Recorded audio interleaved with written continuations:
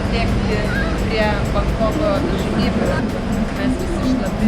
Pavažiavom su metro, dabar perimam į S, tai yra antžeminis traukinys, kurį irgi turėsim 2 kartus persėsti, kad nuvažiuoti. Bandom išmatuoti.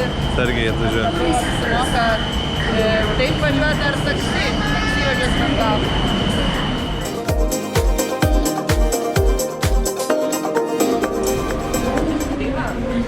Labai tvarkingas BTS, čia kitus traukinys, labai tvarkinga, labai gaivu ir tikrai patogu, jeigu esi prie linijos.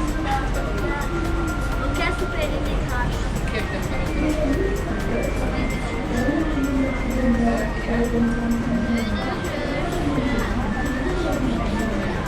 Aš manau, kad daugiau. Manau, kad 36. Negali. Pasižiūrim. Oh my god. Tai mes jau išvirtume.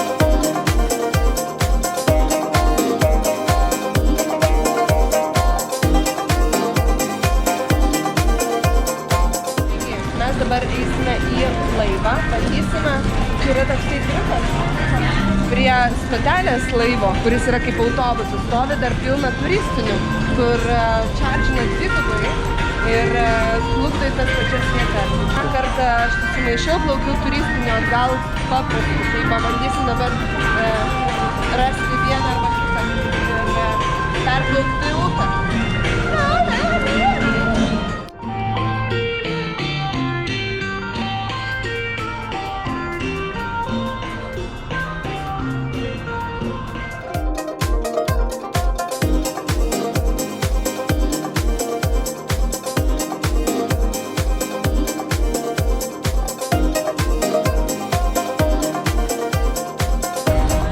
Sėdom į public laivą.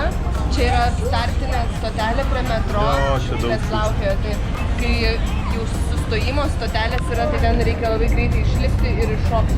Tai kai matysim, kad priplaukėm mūsų tašką, mes plaukiam iki Botarun, The Temple of the Dawn šventyklas, tai va tada reikės greitai susiruošti ir lipti. Pasiruošę vaikai? Ir public ticket mums visiems 4 kainavo 8 batų. Turistinis būtų kainavęs ženkliai daugiau. Dabar nebeatsimenu kiek, man rodo žmogui 50 batų.